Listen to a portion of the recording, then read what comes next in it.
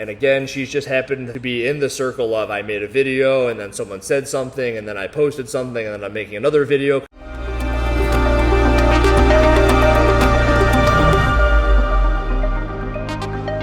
Yo, so last weekend the MAC went down, the Mid-Atlantic CrossFit Challenge. Within all that, we had a lot of takes. We did the freaking live shows every day on the Sevan podcast. It was me, Taylor, JR, Matt Souza was there. Of course, Mr. Sevan was there, and we all had our various takes, opinions, and whatnot. One of the biggest things that we talked about was the sensation that we went through when we found out that Brooke Wells was going back to the CrossFit Games. Here's the thing about me and my videos is that I'm one dude talking about one linear progression of things. So when people end up saying that I'm picking on somebody, it's not that I'm picking on them, it's that they'll be featured in something and then a whole bunch of people throw some shit at me about this person in particular. So I make a video about the best judge ever. The best judge ever makes a couple of calls on Brooke Wells that were great calls. They weren't reps. You can see that they weren't reps. And then an individual throws something at me on Instagram, and it says something about how Brooke Wells threw a hissy fit in the back after the event because of all the no reps. And what am I going to do? It's not my fault that everyone else wants to bring up stuff about Brooke Wells. I'm not picking on her. And then another person threw some information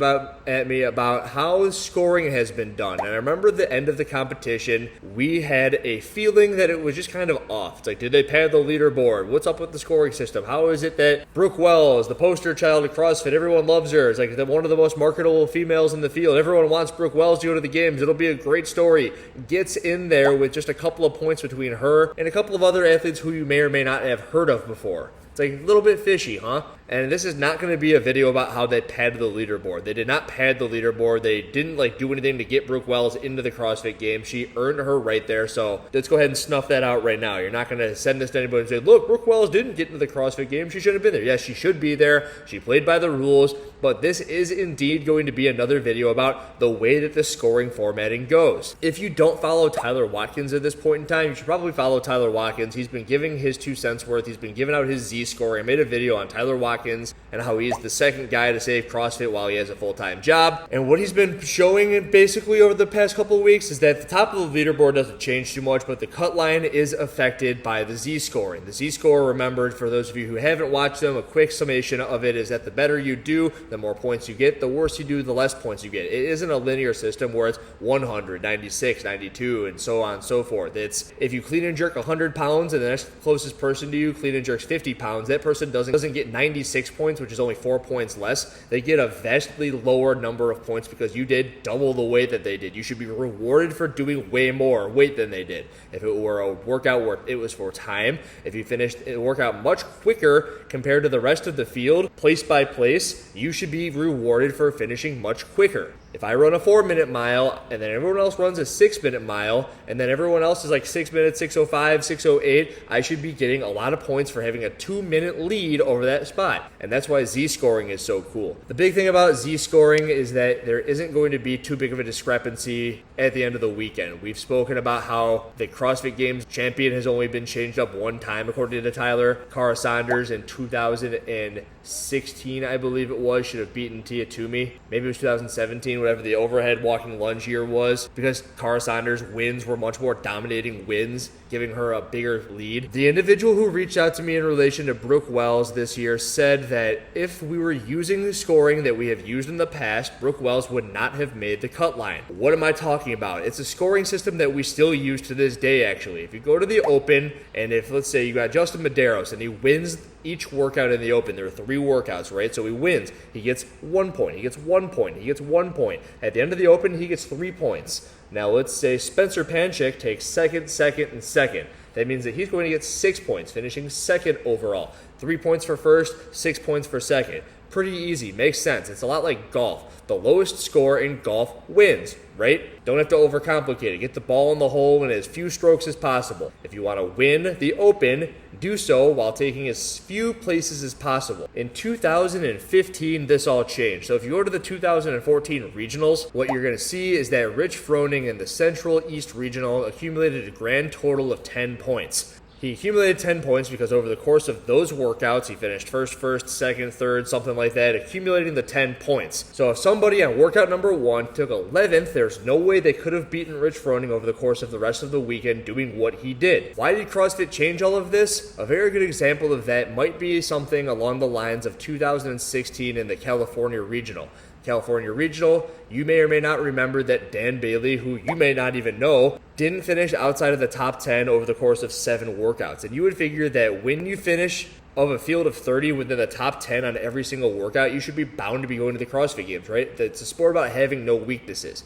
And when you finish within the top 10 on every single workout, it shows that you're rather well-rounded. What ended up happening is that Dan Bailey didn't take 6th, he took 7th. They took 5 people. And if you were to do what I did, which is make a little spreadsheet right here, you'll see that Dan Bailey and the 2 people in front of him were in a 3-way tie for that 5th place spot. But Dan Bailey didn't have a first place finish to his resume at that weekend. So what happens is they take the top finishes, and those are your tiebreakers. So if there is a tiebreak, everyone has 51 points like they did. It's like, hey, who finished first? Okay, that person's the first person in. If there's 2 first place finishes, then you take the next first place finish. When you do the present day scoring, it kind of washes all that away. So when you do the 100, 96, 92, so on and so forth scoring, there's a bigger discrepancy in points and places. I believe that CrossFit had somebody write up this format at some point in time. So there's a field of so many people, you get this many points, and the rest is history, at least up until this point. Now we have people in the space like Tyler Watkins saying that the Z-scoring is the way to go, which I very much agree with. So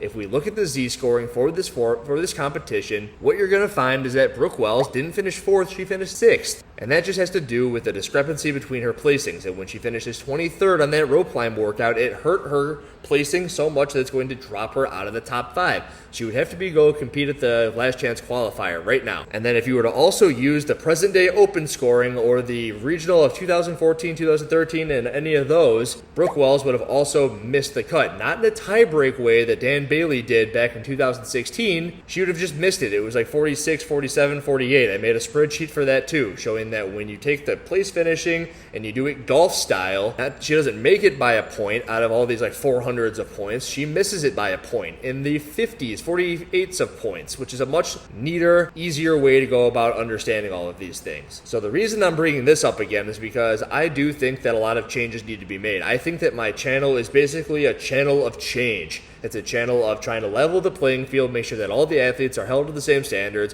all the judges are calling out all the no-reps that they need to be calling out, and that next year, when they write up a rule book and they're thinking about things like, hey, how far away do athletes need to be in order for the team competition to be a fair and just team competition, and when is the start date and all this stuff, I think that they should also maybe consider making a change to the scoring format of all of this. Z-scoring, while probably not being the most fun, and oh my god, the athlete finished, and they got 100 points, so cool. And athlete number 2 gets 96 points, and number 3, 92 points. And a no rep for Brooke. Now Kelly Clark finished second. She's going to pick up 96 points. We have to wait and see where Brooke... That will be good for 60 points. Everyone's just sitting there on the finish line. It's like going to the CrossFit Games for the 4th time. Hold your breath. You'll never guess who it is. The man. You know how they do that? They just kind of talk there and they try to build up all this anticipation, just knowing it's all shit. Sorry, I'm still... So everyone's just sitting there and they're trying to add up everything on their phones. So the Z-scoring would eliminate that, but who gives a shit if you eliminate that if you're getting the fittest person to the games and then also crowning the fittest person by the metrics used that will arguably give you the fittest person on earth. That's what this whole thing is all about, right? We are the fittest on earth, the fittest on earth competition, not the person who happens to win a competition based upon some arbitrary number of points every single year. I just listened to Jay Crouch talking about how he needs to be able to not settle back on certain workouts, because athletes will sit back on certain workouts over the course of the CrossFit Games. If you are rewarded for doing better, you'll do better, and you'll do better. And all of a sudden, everybody not only will be getting the points that they deserve, but other athletes will be trying harder, will push the envelope even more, because every single event is very, very important. If you do super duper terrible, let's say drop out of an event, or time cap and everybody else finished, it's going to really hurt your score. You can't just be, oh, whatever, I got my points, and So again, just to reaffirm, this is not a video saying Brooke Wells shouldn't be going to the CrossFit Games. She did everything she needed to do. It's a very cool story. 9 months after her surgery, she's in, and again, she's just happened to be in the circle of I made a video, and then someone said something, and then I posted something, and then I'm making another video because there was something else that was very cool that came up. So this is the cool thing, again, talking about Tyler Watkins, and I don't know how many times I'll bring this up, but I do think that it is very cool, makes a lot of sense, should probably be something that is changed next year in the rule book. That, along with every single regional, semifinal, should have standardized events all the way across, just because that is much cooler. And then if you're not going to do that, make sure you at least standardize the workouts that are supposed to be standardized. What do you think? Is it this and Andrew, shut the hell up, stop talking about statistics, it's so boring, your views are going to go way down? I always kind of say how I want eyes on the channel to talk about the things that need to be talked about, and I think that the scoring on the leaderboard is something that needs to be talked about. So I don't really care if this thing doesn't get all that many views. The other ones get the views so that some people who may not have watched this one in the first place will end up watching this one. And for those of you who wouldn't have watched it, what do you think? Z-scoring, golf scoring, or present day scoring? And shut the fuck up, Andrew. I want to hear what you got to say. Andrew Hiller, out.